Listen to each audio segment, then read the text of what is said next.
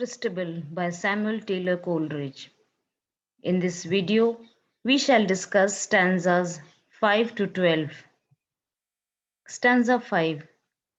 The lady sprang up suddenly, the lovely Lady Christabel. It moaned as near can be, but what is it she cannot tell. On the other side, it seems to be of the huge, broad-breasted old oak tree.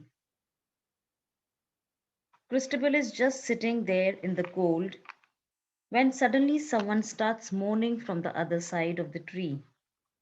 She doesn't know where the sound is coming from, but she knows it's very nearby. We are reminded of the weather yet again, but this time it's so we realize that there won't be any animals stirring in the cold. Stanza 6. The night is chill, the forest bare. Is it the wind that moaneth bleak? There is not wind enough in the air to move away the ringlet curl from the lovely lady's cheek. There is not wind enough to twirl the one red leaf, the last of its clan, that dances as often as dance it can, hanging so light and hanging so high on the topmost twig that looks up at the sky. The sound couldn't have been the wind either, since there isn't any. In fact, the wind is so light that Christabel's perfectly coiled hair is still curly and hanging just right. Coleridge was a nature lover. We can see his fascination with the nature in stanzas like this one, where he has the speaker focus on a single element of nature for several lines, even if it has little to do with the story that is being told. We know from the first stanza that it's the very beginning of spring, so that one little red leaf has been hanging onto that branch all winter. Stanza 7. Hush, beating heart of Christabel. Jesu Maria, shield her well. She folded her arms beneath her cloak and stole to the other side of the oak. What sees she there? Jesu is the vocative form of Jesus, and it comes from the Latin biblical texts that were common in the Church of England, though the S was added to the spelling of Jesus' name sometime in the 16th century. Poets like Coleridge liked to use the old spelling, likely because it sounded more poetic and maybe just a bit more authentic to the ears. Maria is also the Latin spelling of Mary.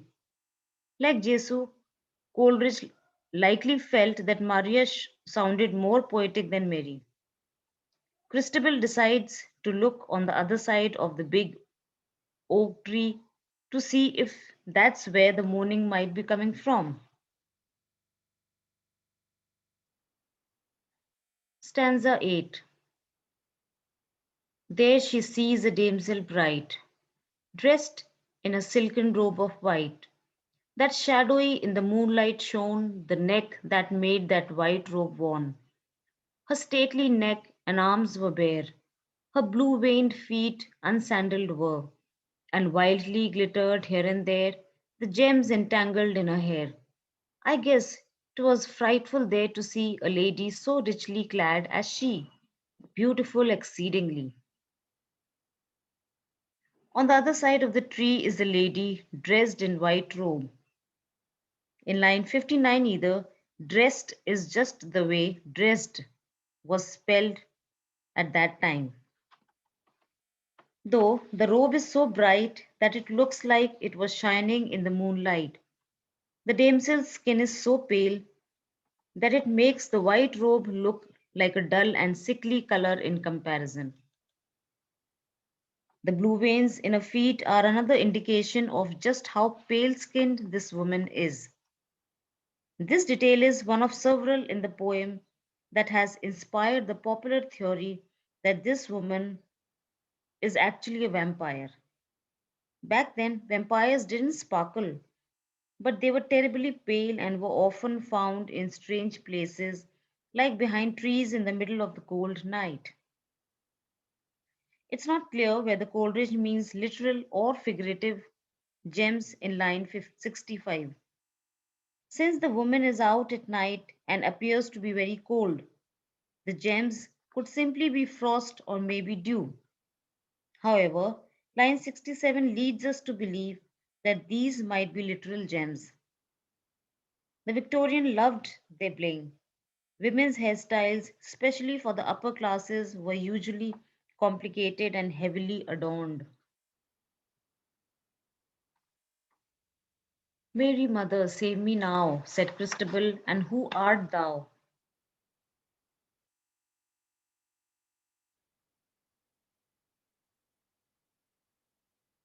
Christabel asked the woman who she was in this stanza. The lady's strange maid answer meet, and her voice was faint and sweet. Have pity on my sore distress, I scarce can speak for weariness. Stretch forth thy hand and have no fear, said Christabel. How camest thou here? And the lady, whose voice was faint and sweet, did thus pursue her answer meet. The lady tells Christabel that she is so tired that she can barely speak and asks her to help her up from the ground. She also tells Christabel not to be afraid, but we are not sure how convincing her pleas are, considering the whole hanging out behind a tree at midnight and looking like a vampire thing she's going on. Before Christabel commits for helping her up, she wants to know how the lady got there. Once again, we are reminded that the lady's voice is soft and pleasant sounding as she starts to answer Christabel's questions. Stanza 11. My sire is of a noble line, and my name is Geraldine. 5 warriors seized me yestermorn, me, even me, a maid forlorn.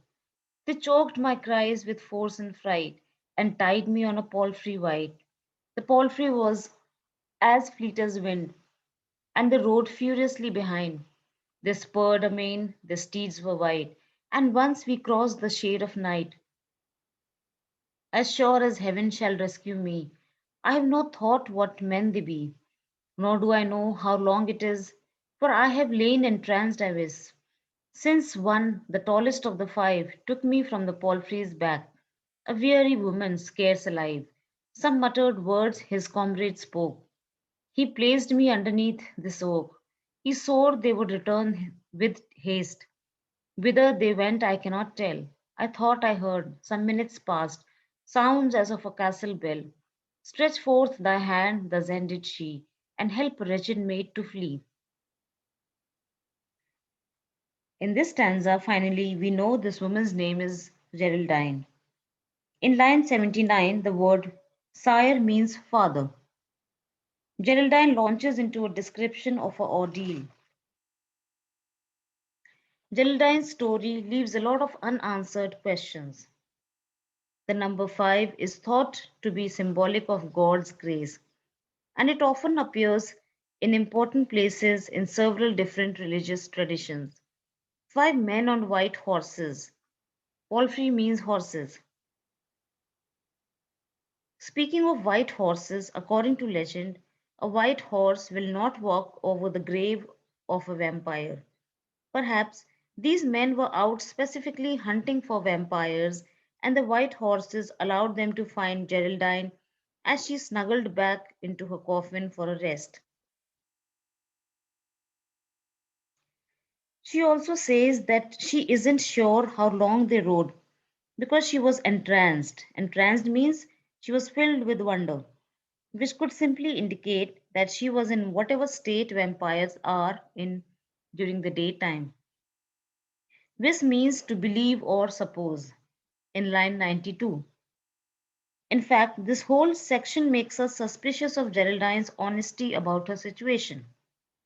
Why would a group of men kidnap her and then just leave her beneath a tree once it got dark, telling her that they'll be back?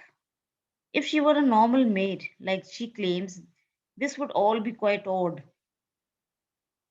As we discovered in line 33 back in stanza 4, the oak has some pretty heavy symbolism attached to it.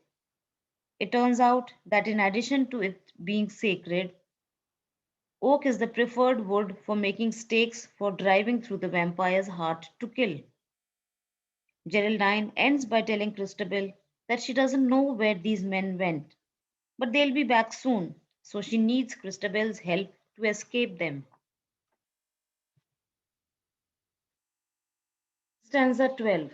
Then Christabel stretched forth her hand and comforted fair Geraldine.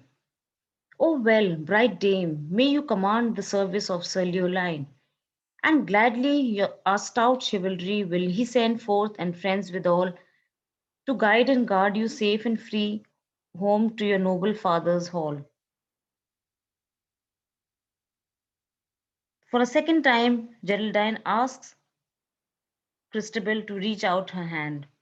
As a vampire or a witch, Geraldine would need a clear invitation to enter Christabel's home. Christabel sympathizes with Geraldine's story. She reaches out her hand to help the strange woman up. She tells the strange lady that her father, Sir Leoline, is brave and chivalrous, and that Geraldine can now count him and his knights among her friends. She insists that they will get her back home safe and sound, so she can believe and trust them.